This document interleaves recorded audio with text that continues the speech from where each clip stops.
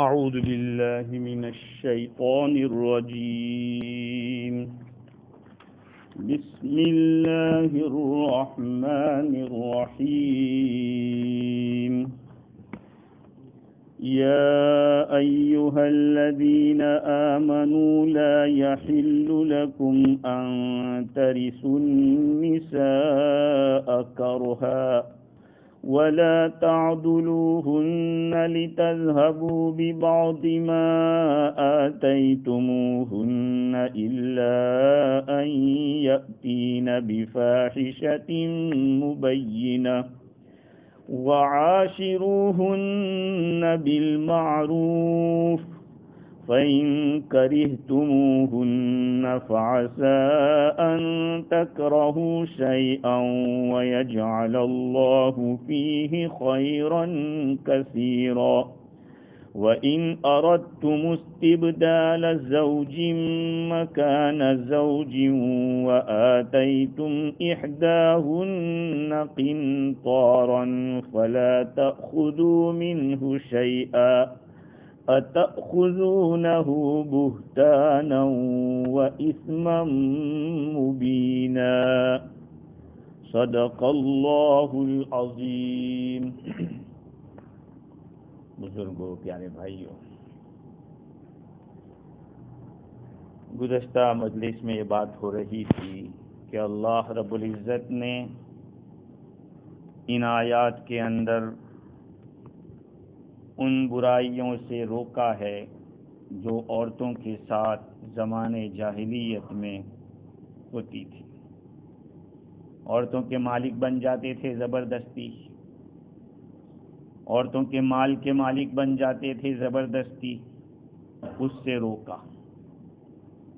اسی طرح سے عورتوں کو نکاح کرنے سے منع کرتے تھے کہ ان کا کچھ جو مال ہے وہ بھی لے لیں، یا ان کو زبردستی کریں کہ وہ مال چھوڑ دیں. یہ تیسرے نمبر کی ایک بات ہے جس کو اللہ تعالیٰ نے قانون کی شکل میں بیان کیا ہے. وَعَاشِرُوهُنَّ بِالْمَعْرُوفِ، اور تم ان کے ساتھ معاشرت کرو بھلائی کے ساتھ. عورتوں کے ساتھ معاشرت، عربی زبان میں عاشر یعاشر معاشرتن کے معنی ہے مل جل کر رہنا، باہم مل جل کر رہنا. اب یہ باہم مل جل کر رہنا کن کو کہا گیا کہ عورتوں کے ساتھ بھلائی کے ساتھ مل جل کر رہو؟ اس میں شوہر بھی آ جاتے ہیں اور اولیاء بھی آ جاتے ہیں. اولیاء لڑکیاں ہیں جس کے گھر کے اندر، تو وہ باپ بھی آ جائے گا، چچا ہے ان کے لیے بھی وہ بھی آ جائیں گے، سب جو اولیاء ہے. لیکن مفسر قرطبی نے کہا کہ خطاب تو سب کو ہے کہ عورتوں کے ساتھ بھلائی کے ساتھ رہو، لیکن اغلبی طور پر شوہر مراد ہے، کیونکہ شوہروں کا معاملہ ایسا رہتا ہے، عورت کنٹرول میں رہتی ہے، نکاح میں ہوتی ہے تو اس کے ساتھ بدسلوکیاں ہوتی ہیں. اللہ تعالیٰ نے حکم دیا کہ تم ان کے ساتھ بھلائی کے ساتھ، معروف کے ساتھ زندگی گزارو. معروف کس کو کہتے ہیں؟ جس کو مروت، جس کو شریعت اور مروت ناپسند نہ کرتی ہو، جس چیز کو شریعت نے ناپسند نہ کیا ہو، مروت ناپسند نہ کرتی ہو، اس کو معروف کہتے ہیں. معروف کے معنی فیمس، مشہور، معروف. تو جو طریقہ اچھا کہلاتا ہے اس اچھے طریقے کے ساتھ عورت کے ساتھ رہو. یہاں پر اس کے ساتھ انصاف کرنا، اگر کئی عورتیں ہیں تو رات گزارنے میں انصاف ہونا چاہیے، خرچے میں انصاف ہونا چاہیے، ان کے ساتھ بات اچھے طریقے سے کرو. اسی طرح سے تفسیر مظہری کے اندر لکھا ہے کہ فعل کے اندر بھی انصاف کرو، حقوق ادا کرو ان کے، اور بات بھی اچھے طریقے سے کرو۔ دیکھا ہوگا کئی لوگوں کو کہ عورت کو ایک غلام کی طرح سمجھتے ہیں، عورت کو جیسے ایک نوکرانی کی طرح سمجھتے ہیں۔ آدمی اس کو صرف یا تو بچہ پیدا کرنے کی مشین سمجھتا ہے، یا یہ کہ کھانا پکانے کا ایک باورچی سمجھتا ہے۔ نہیں، وہ آپ کا ایک رفیق ہے۔ صاحب روح البیان نے لکھا ہے کہ عورتوں کا معاملہ بہت مشکل ہے مردوں کے معاملے کے مقابلے، مردوں کا جو معاملہ ہے اس کے مقابلے میں عورتوں کا معاملہ تھوڑا بھاری ہے، سخت ہے، اس لیے کہ عورتیں عقل کے لحاظ سے تھوڑی کمزور ہیں اور دین کے اعتبار سے نرم ہے، اخلاق کے اعتبار سے تھوڑی تنگ ہے۔ اب ان کے ساتھ حسن معاشرت کرنا اور صبر کے ساتھ رہنا ایک مشکل کام ہے۔ اچھے اخلاق کے ساتھ پیش آنا ان کے ساتھ، یہ صبر کرنے والا آدمی مجاہدین میں سے شمار ہوتا ہے۔ عورتوں کے ساتھ زندگی گزارنا واقعتاً بہت مشکل مسئلہ ہے۔ آدمی جب اپنے لیول کی اس کو دیکھنا چاہتا ہے تو بہت پرابلم ہوتے ہیں، آدمی کو اپنے لیول سے نیچے اترنا پڑتا ہے۔ اب ایک آدمی بہت پڑھا لکھا اور یہ سوچتا ہے کہ میری بیوی بھی میری طرح ہو کہ اشارے میں سمجھ جائے، بہت مشکل ہے۔ چنانچہ تفسیر ابن کثیر کے اندر لکھا ہے کہ طیبوا اقوالکم لہن، تم اپنی بات کو ان کے لیے خوشگوار کرو، وحسنوا افعالکم، اور اپنے افعال کو درست کرو، وہیئاتکم، اپنی ہیئت کو درست کرو جتنی تمہاری قدرت ہے۔ اور آدمی جیسے اپنی بیوی کو دیکھنا چاہتا ہے کہ وہ بھی اپ ٹو ڈیٹ ہو اور اچھی طرح لگے، اور مرد الول جھلول رہے۔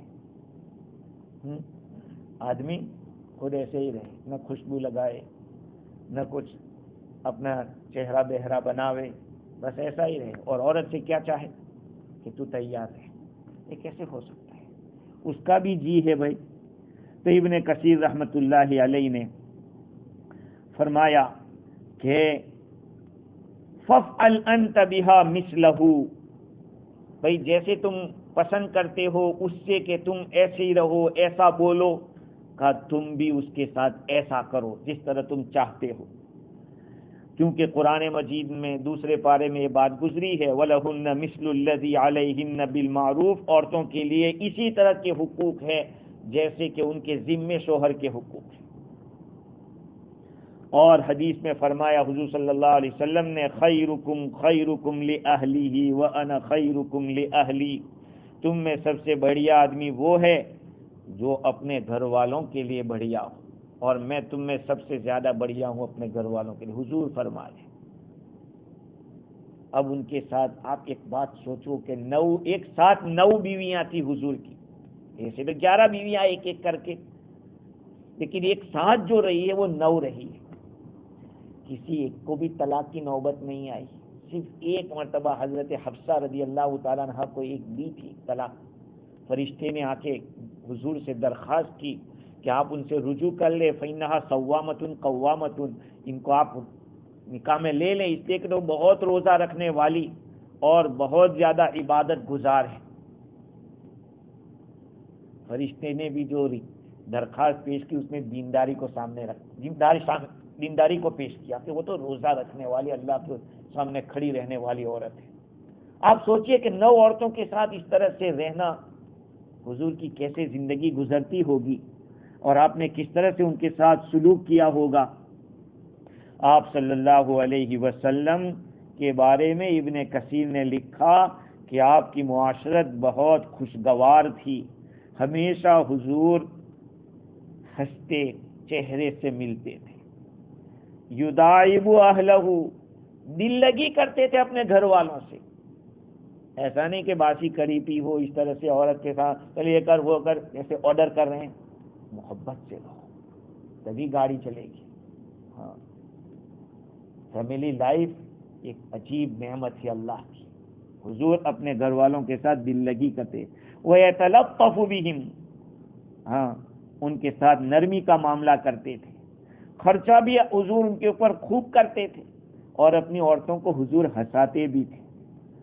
ہاں، ایک مرتبہ حضرت عائشہ رضی اللہ تعالیٰ عنہ کے ساتھ کمپٹیشن ہو گیا. حضرت عائشہ خود فرماتی ہے کہ میں اس وقت دبلی پتلی تھی، تو حضور نے فرمایا کہ چلو دوڑ لگاتے ہیں. تو میں پتلی تھی تو دوڑ کے نکل گئی آگے، میں جیت گئی. میرے بدن پہ اتنا گوشت نہیں تھا. پھر جب میں تھوڑی بھاری ہو گئی بدن کی تو حضور نے فرمایا کہ چلو دوڑ لگائیں، تو اس وقت میں پیچھے رہ گئے، حضور آگے نکل گئے. اللہ کے نبی صلی اللہ علیہ وسلم نے حضرت عائشہ رضی اللہ تعالی عنہا سے فرمایا کہ وَذَلِكَ هَذِهِ بِتِلْكَ، کہ یہ جو میں جیتا ہوں وہ اس کا برابر ہو گیا، ایکول ہو گیا، کہ پہلے تو جیتی تھی ابھی میں جیتا ہوں، تو دونوں کا برابر برابر ہو گیا. دیکھو اسی طرح سے آپ صلی اللہ علیہ وسلم روزانہ رات کے وقت اس عورت کے گھر میں جمع ہوتے تھے جس گھر میں حضور کو رات گزارنا ہوتا تھا. ساری عورتیں جمع ہوتی تھی، شام کا کھانا وہیں پر سب ساتھ میں کھاتے تھے.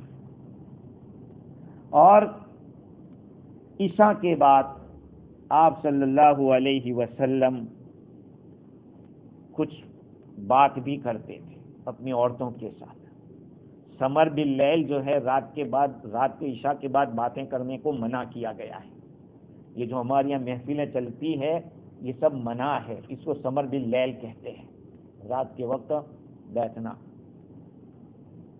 اس کو منع کیا. لیکن اپنی بیوی کے ساتھ اگر آدمی بات کرے گا، اپنی بیوی کے ساتھ محفل جمائے گا تو کوئی منع نہیں ہے. آپ صلی اللہ علیہ وسلم اپنے گھر کو رات کے وقت تشریف لے جاتے اور عشاء کے بعد خود سونے سے پہلے اپنی گھر والوں سے بات بھی کرتے تھے. یہ ہے زندگی گزارنے کا طریقہ. اب ہمارا تو ہوتا ہے کہ صبح سے شام تک بیل کی طرح آدمی کام کرتا ہے اور شام کو رات کو کھانا کھایا کہ سیدھا جا کے کھرراتے مارتے ہو جاتا ہے. ارے بھائی اس کے ساتھ اس طرح سے رہو، ہنسی بھی کرو، دل لگی بھی کرو، ایسا لگے کہ کوئی زندگی گزر رہی ہے. دوسری ایک بات یہ ہے کہ عورتوں کے ساتھ یقیناً مشکل تو ہے، لیکن ان کے بغیر ہمارا کچھ چلنے والا نہیں ہے. تفسیر روح البیان کے اندر ایک اللہ والے کا واقعہ لکھا ہے کہ وہ اپنی بیوی کے ساتھ بہت اچھے طریقے سے زندگی گزار رہے تھے کہ اچانک عورت کا انتقال ہو گیا. لوگوں نے بہت پیشکش کی کہ نکاح کر لے. انہوں نے کہا کہ الوحدۃ ارواح لقلبی، ارے تنہائی میرے لیے ٹھیک ہے. ایک عورت کے ساتھ زندگی گزار لی، بس بات خلاص ہو گئی. فرماتے ہیں ایک دن میں نے خواب میں دیکھا کہ عورت کے انتقال کے بعد آسمان کے دروازے کھلے ہوئے ہیں اور لوگ اتر رہے ہیں، ہوا میں اڑ رہے ہیں، ایک دوسرے کے پیچھے پیچھے چل رہے ہیں اور ایک دوسرے کی طرف دیکھ کر کہتے ہیں، پیچھے دیکھ کر ھذا ھو المشؤوم، یہی مشؤوم ہے یعنی منحوس ہے. ایک دوسرے کو کہہ رہے ہیں پیچھے دیکھ کر کہ منحوس ہے منحوس ہے. اب ان کی ہمت نہیں ہوئی کہ کسی کو پوچھے کہ بھائی یہ کس کو کہہ رہے ہیں منحوس. آخر میں ایک آدمی سے پوچھا کہ بھائی کون منحوس؟ کہا تو ہی تو منحوس ہے. کیا بات ہے؟ کہ تیرے پہلے جتنے اعمال تھے وہ ایسے مجاہدین کے جو اعمال ہوتے تھے وہ جاتے تھے، اللہ کے راستے میں جان کی بازی لگانے والے کی جو ایک خدمت ہوتی ہے، اتنا تیرا ثواب جاتا تھا، لیکن ایک ہفتہ ہو گیا تمہارا عمل پیچھے رہ گیا ہے، ہمیں پتہ نہیں تم نے کیا کر دیا. وہ سمجھ گئے کہ بیوی نہیں ہے، بیوی کے بغیر کی زندگی کیا. اپنے دوستوں سے کہا زوجونی، میرا نکاح کرا دو بھائی. تو زندگی بھر ان کے پاس 2 بیویاں یا 3 بیویاں رہی، نکاح میں رکھتے تھے. اس لیے یاد رکھو عورتوں کا زیادہ ہونا یہ دنیا داری نہیں ہے. کوئی یہ نہ سمجھے کہ بہت زیادہ عورتیں جو رکھتا ہے وہ دنیا دار ہوتا ہے یا بس اس کو مطلب کہ سیکس ہی کی پڑی ہے، ایسا نہیں ہوتا.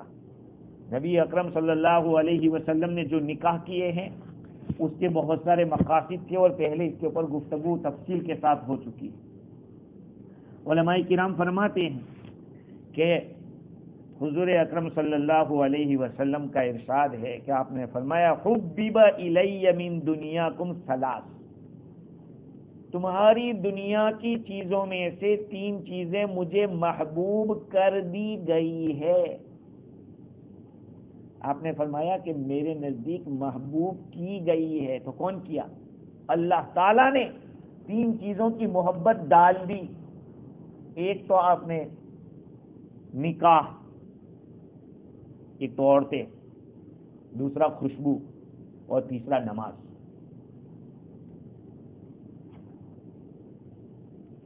ایک قصہ بیان کرنے والا قصہ بیان کر رہا تھا، اس نے، کیونکہ اللہ تعالیٰ ہمیں معاف فرمائے، بولنے والوں کی کوئی ایسی کسر نہیں رکھتے بولنے میں کہ ہم کیا بول رہے ہیں، تو کہا کہ خواہش سے تو کوئی آدمی نہیں بچ سکتا۔ اس نے نعوذ باللہ اس نے حضور صلی اللہ علیہ وسلم کا بھی لفظ لے لیا، وہ بیان کر رہا تھا اس طرح سے، کہا دیکھو یہ حدیث ہے حبب الی من دنیاکم ثلاث، تمہاری دنیا کی 4 چیزیں محبوب کی گئی۔ تو ایک کہنے والے نے کہا کہ بے وقوف، حضور نے یہ نہیں فرمایا کہ میں پیار کرتا ہوں، میں نے پسند کیا ہے، نہیں، میرے دل میں محبت ڈالی گئی ہے عورتوں کی، خوشبو کی، اور تیسرے نمبر پہ نماز کی۔ تو یہ جو آدمی جس نے جواب دیا وہ بہت ہی رنجیدہ تھا، وہاں سے نکلا غم کے ساتھ۔ اسے یہ معلوم کیا گیا تقریباً خواب میں یا کسی صورت سے اس کو بتا دیا گیا، رسول اکرم صلی اللہ علیہ وسلم نے خواب میں بتایا کہ دیکھو تم غم مت کرو، جس آدمی نے ہماری طرف یہ بات منسوب کی ہے اس کو تو ہم نے قتل کر دیا ہے۔ بعد میں پتہ چلا کہ وہ جنگل کی طرف جا رہا تھا، وہ بولنے والا، اس کو لٹیروں نے قتل کر دیا۔ اللہ کے نبی کی شان میں جو بھی گستاخی کرے گا وہ کہیں کا نہیں رہے گا، چاہے وہ مسلمان ہو کر بھی اگر بولے اس کا ایمان کا ٹھکانہ نہیں ہے، وہ کہیں کا نہیں رہے گا۔ صحابہ کی شان میں بھی جو گستاخی کرے گا وہ بھی اس لیے کہ شاگرد کی برائی کرنا اور استاد کی برائی کر رہا ہے۔ صحابہ کرام حضور کے ڈائریکٹ شاگرد ہیں، اس لیے آپ کا احترام بھی بہت ضروری ہے، صحابہ کی محبت بھی ایمان ہے۔ خیر، اب ایک سوال ہوتا ہے کہ حضور اکرم صلی اللہ علیہ وسلم کے دل میں عورتوں کی محبت، خوشبو کی محبت اور نماز کی محبت کیوں ڈالی گئی؟ تو حکیم ترمذی رحمۃ اللہ علیہ نے نوادر الاصول میں لکھا ہے کہ انبیاء کرام کو اللہ تعالی کی طرف سے نبوت کی برکت سے بہت زیادہ طاقت دی جاتی ہے، نبوت کی برکت سے۔ اب وہ ایک نور ہوتا ہے، وہ سینے کے اندر آتا ہے اور سینہ نور سے بھر جاتا ہے۔ یہ نور جب رگوں کے اندر منتقل ہوتا ہے تو اس کی وجہ سے جو شہوتیں ہوتی ہیں اس میں خاص قسم کی لذت ہوتی ہے۔ اس لیے اہل اللہ کو اللہ تعالی جتنی لذت دیتے ہیں وہ کسی اور کو نہیں ملتی ہے۔ کیوں؟ ایک ان کے اندر اللہ رب العزت نے جو نور سینے میں رکھا ہے وہ پورے بدن میں انہیں منتقل ہوتا ہے، اس لیے ان کے ایک تو طاقت زیادہ، اور طاقت کے ساتھ ساتھ یہ اللہ کا ایک راز ہوتا ہے۔ دوسری بات یہ ہے کہ خوشبو، اس سے دل صاف ہوتا ہے، خوشبو کا آدمی کو استعمال کرتے رہنا چاہیے، خوشبو سے دل میں صفائی ہوتی ہے، دل کو طاقت ملتی ہے۔ اور آپ کو معلوم ہونا چاہیے کہ خوشبو آئی کہاں سے؟ جنت سے آئی۔ خوشبو کہاں سے آئی؟ کیسے آئی؟ حضرت آدم علیہ السلام جب جنت سے نکلے تھے تو آپ کیا کپڑے پہن کے آئے تھے؟ درخت جنت کے پتے، تو معلوم ہے قرآن میں ہے کہ جب جنت میں وہ دانہ کھا لیا گیہوں کا تو آپ کے بدن کے اوپر جو کپڑے تھے وہ جنت کے لے لیے گئے، تو اب یہ درخت کے جو پتے تھے ان کو لگانے لگے، اپنے یہاں چپکانے لگے، ان پتوں کے اندر وہ خوشبو تھی، تو یہ پتے یہاں پہ آ گئے، اسی کے ساتھ ساتھ خوشبو ہوئی۔ تو یہ خوشبو کی وجہ، اس خوشبو سے دل مضبوط ہوتا ہے، دل کو فرحت ملتی ہے، اس لیے دل کے اندر خوشبو کی محبت ڈالی گئی۔ اور نماز تو ہے ہی اللہ سے بات کرنے، المصلی یناجی ربہ، نماز پڑھنے والا اپنے رب سے بات کرتا ہے. اس لیے یہ 3 چیزوں کی محبت حضور اکرم صلی اللہ علیہ وسلم فرماتے ہیں کہ میرے اندر ڈال دی گئی.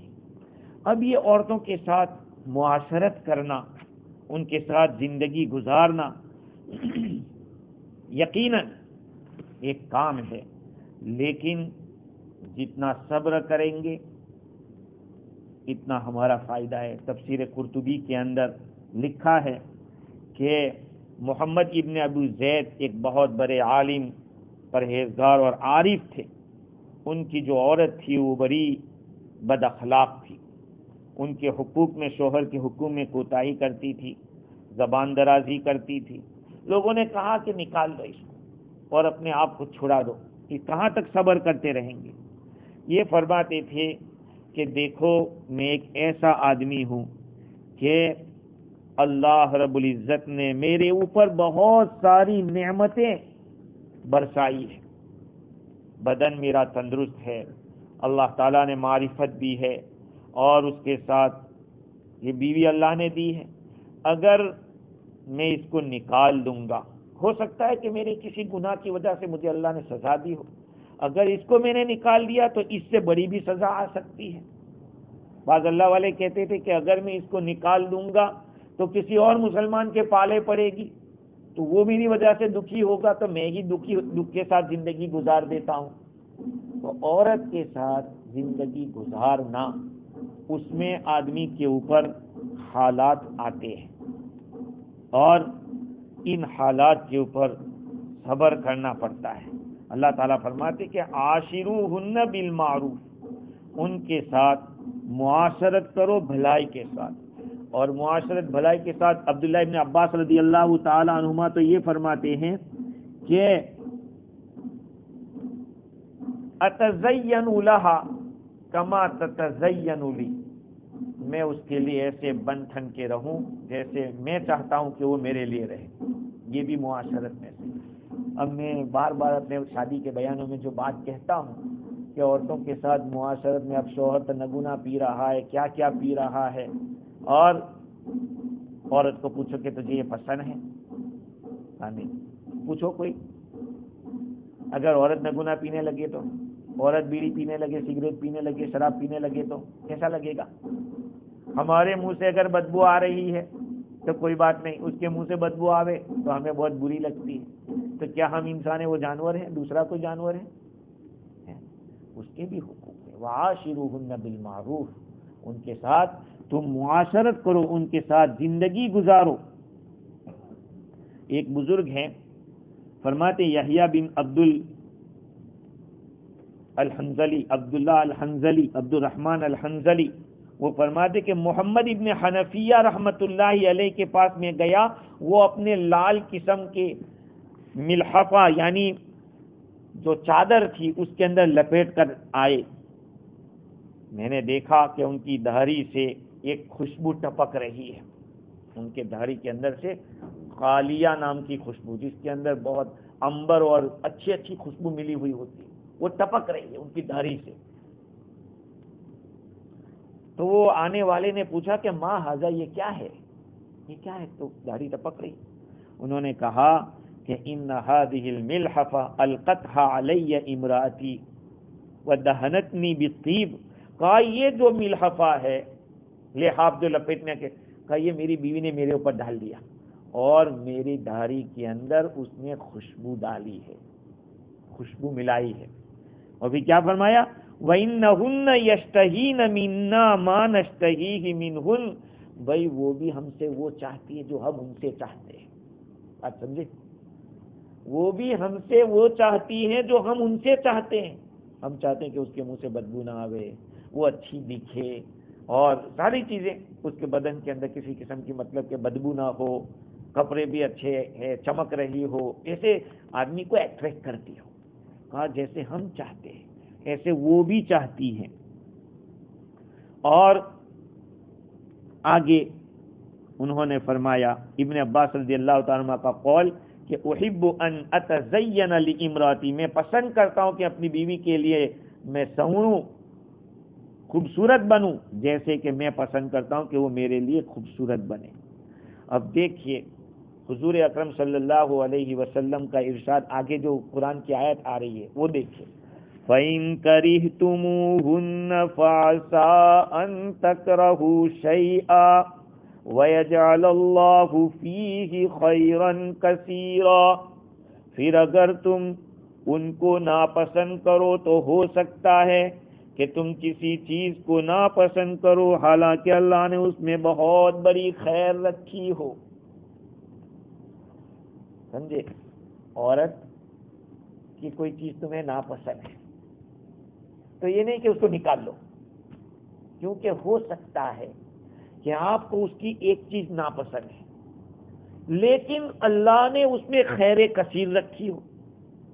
بھئی ایک آدمی ہے، ایک بیوی بہت خوبصورت ہے اس کی، اس سے اولاد ہی نہیں ہو رہی ہے، بہت کوشش کی۔ دوسری بیوی کی، وہ شکل کے اعتبار سے اتنی نہیں ہے لیکن اس سے اولاد ہو رہی ہے، تو آپ بتاؤ، اب آپ یہ سوچ کے کہ اچھی نہیں لگتی نکال لو اس کو، ارے اس سے اولاد ہو رہی ہے، اس سے تجھے راحت مل رہی ہے، پھر کیسے نکالنے کی بات؟ فَإِن كَرِهْتُمُوهُنَّ فَعَسَىٰ أَن تَكْرَهُوا شَيْئًا وَيَجْعَلَ اللَّهُ فِيهِ خَيْرًا كَثِيرًا، پھر اگر تم ان کو ناپسند کرو تو ہو سکتا ہے کہ تم کسی چیز کو ناپسند کرو حالانکہ اللہ تعالیٰ نے اس کے اندر خیر کثیر رکھی ہو۔ اب یہ خیر کثیر کیا ہے؟ اللہ تعالیٰ نے ان کے اندر وہ خیر کون سی رکھی ہے؟ اس کا جواب دیتے ہوئے پہلے تو ایک روایت سن لے۔ نبی اکرم صلی اللہ علیہ وسلم کا ارشاد ہے کہ لا یفرق مؤمن مؤمنۃ ان کرہ منہا خلقا رضی منہا آخر، ایک ایمان والا ایمان والی عورت سے بغض نہ رکھے، کینہ بغض نہ رکھے، دل کے اندر اس کو ناپسند نہ کرے۔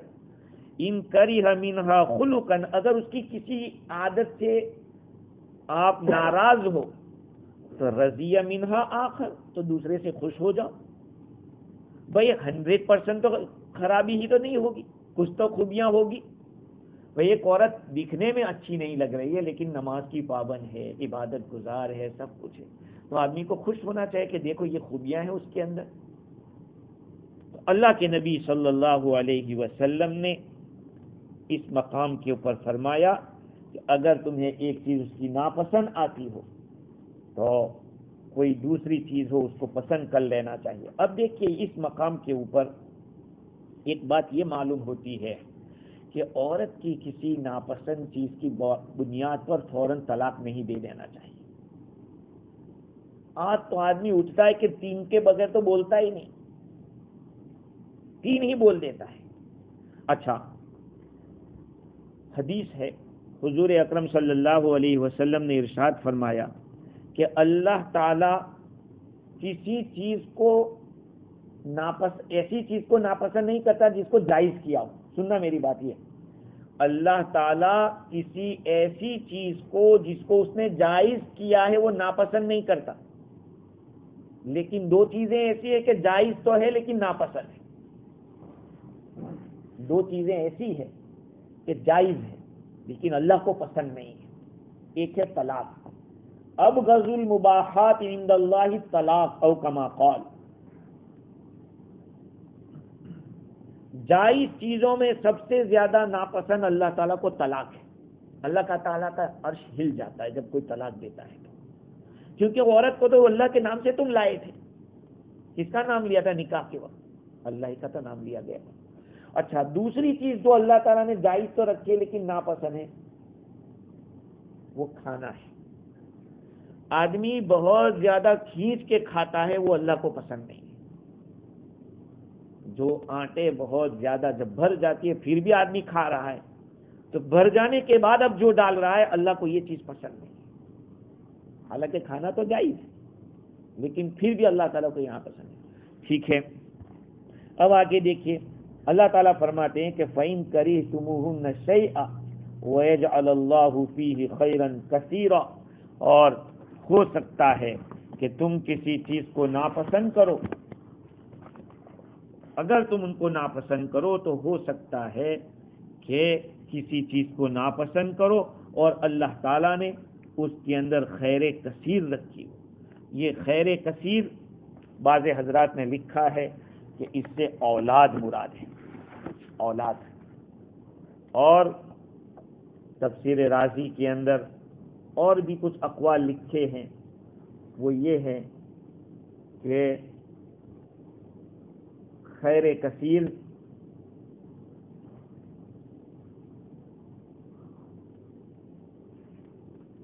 ثواب بھی ہو سکتا ہے، ثواب عورت کی طرف سے جو تکلیف آئے گی، اگر آپ نے سوچا کہ اس کے ساتھ رہنے میں مجھے اچھا نہیں لگتا ہے لیکن آپ نے بھلائی کے ساتھ ان کو رکھا تو خیر کثیر آپ کو ملے گی۔ وہ کیا ہے خیر کثیر؟ ہو سکتا ہے کہ بچہ پیدا ہو اور بچہ پیدا ہونے کے بعد محبت بڑھ جاوے، محبت بڑھ جاوے، نفرت دور ہو جاوے۔ اور کبھی ایسا بھی ہو سکتا ہے کہ آدمی سوچے کہ یار یہ اللہ کی بندی ہے، اللہ تعالیٰ نے میرے نصیب میں رکھی ہے، اب میں اس کو نکال لوں گا، میں اللہ کے لیے رکھتا ہوں تو اس کو ثواب ملے گا کیا؟ اللہ تعالیٰ کے ثواب کی نیت سے۔ اور بعض حضرات نے اور بھی کچھ باتیں لکھی ہے، لیکن یہ ثواب کا ہونا اور اس کے ساتھ ساتھ اولاد کا ہونا، اللہ تعالیٰ نے اس کو خیر کثیر قرار دیا ہے۔ فَعَسَىٰ أَن تَكْرَهُوا شَيْئًا وَيَجْعَلَ اللَّهُ فِيهِ خَيْرًا كَثِيرًا، ہو سکتا ہے کہ اللہ تعالیٰ نے اس میں کوئی خیر، بہت بڑی خیر رکھی ہو۔ وَإِنْ أَرَدْتُمُ اسْتِبْدَالَ زَوْجٍ مَّكَانَ زَوْجٍ وَآتَيْتُمْ إِحْدَاهُنَّ قِنطَارًا فَلَا تَأْخُذُوا مِنْهُ شَيْئًا أَتَأْخُذُونَهُ بُهْتَانًا وَإِثْمًا مُّبِينًا، اگر تم ایک عورت کی جگہ دوسری عورت کو لانا چاہو اور تم نے ان میں سے ایک کو ڈھیر سا مال دے دیا ہو تو اس میں سے کچھ بھی مت لو، کیا تم اس سے بہتان لیتے ہو اور بہت بڑا اور کھلا گناہ لیتے ہو؟ ہوتا کیا تھا، یہ بھی ایک برائی تھی عربوں میں۔ ایک بیوی ہے، اس بیوی کے ساتھ زندگی گزاری، اب اس میں رغبت نہیں رہی ہے یا کوئی اور پسند آ گئی، یہ بھی ہوتا ہے۔ ہمارے ایک استاد فرماتے تھے، گجراتی میں ایک کہاوت ہے، پارکا بیرا سونے گمے، یہ گجراتی ایک کہاوت ہے۔ دوسرے کی بیوی سب کو اچھی لگتی ہے نہ ہے، دیکھو بچے اپنے اچھے لگتے ہیں چاہے کیسے ہی کیوں نہ ہو، لیکن بیوی دوسرے کی اچھی لگتی ہے۔ ایک شیطان اس طرح کے دھندے کرتا ہے، تو خود کی بیوی ہے، اب اس سے سب دل بھر گیا ہے، تو کیا کرتا ہے، اس کو مجبور کرتا ہے، پہلی بیوی کو تنگ کرتا ہے۔ اور تنگ کیوں کرتا ہے؟ تاکہ وہ جو مہر اس نے لیا تھا نکاح کے وقت، وہ مہر دے دے کے لے، میری جان چھڑا لیے، لے لے تو مہر، یہ مہر دوسری کے کام آ جائے گا، سمجھے؟ یہ اس طرح سے کیا کرتے تھے وہ لوگ۔ اللہ تعالیٰ نے اس آیت کریمہ میں اس سے منع کیا، اگر تم نے ایک بیوی کی جگہ دوسری بیوی کو لانا چاہا ہے اور تم پہلے سے ان میں سے ایک کو ڈھیر سا مال دے چکے ہو مہر کے طور پر، تو اس میں سے کچھ بھی مت لینا۔ أَتَأْخُذُونَهُ بُهْتَانًا وَإِثْمًا مُّبِينًا، اب یہاں پہ ایک سوال پیدا ہو گیا کہ مہر کتنا دے سکتے ہیں اور کتنا زیادہ مہر دے سکتے یا نہیں دے سکتے، ایک بہت بڑا مسئلہ کھڑا ہو گیا یہاں پہ۔ سننا، مسئلہ تو یہ ہے کہ مستحب یہ ہے کہ بہت زیادہ مہر نہ رکھا جائے، نکاح کو بہت مہنگا نہ کر دیا جائے۔ حنفیوں کے یہاں تو 10 درہم یعنی 32 گرام چاندی منیمم اتنا ہونا ضروری ہے مہر، اب اس سے زیادہ رکھنا یہ آپ کی مرضی کی بات ہے، آپ کی مرضی کی بات ہے۔ اب یہ آدمی غریب ہے اور غریب ہو کے بڑا مہر رکھ رہا ہے تو بھائی لمٹ میں رہنا چاہیے، عقبہ ابن عامر رضی اللہ تعالیٰ نے ایک روایت کرتے ہیں جس کو قرطبی نے نقل کیا ہے کہ حضور اکرم صلی اللہ علیہ وسلم کے پاس ایک آدمی آئے اور آپ صلی اللہ علیہ وسلم سے مدد مانگی. تو کہا پوچھا کیوں؟ کہا ہمیں نکاح میں مہر دیں گے. کہا کتنا؟ کہا 200 درہم. اللہ کے نبی صلی اللہ علیہ وسلم غصے ہوئے اور غصے ہو کر یہ فرمایا کہ کیا تم پہاڑ سے سونے کے اور چاندی کے ٹکڑے کاٹنا چاہتے ہو؟ اس طرح کے الفاظ ہیں. کأنکم تقطعون الذهب والفضة من ارض الحرة او جبل فرمایا یا ارض الحرة فرمایا. حرہ ایک جگہ کا نام ہے جہاں بہت زیادہ پتھر ہوتے ہیں. کہا وہاں سے تم سونا اور چاندی کاٹتے ہو؟ اللہ کے نبی نے گویا کہ اس طرح کی بہت زیادہ مہر دینے کو ناپسند کیا.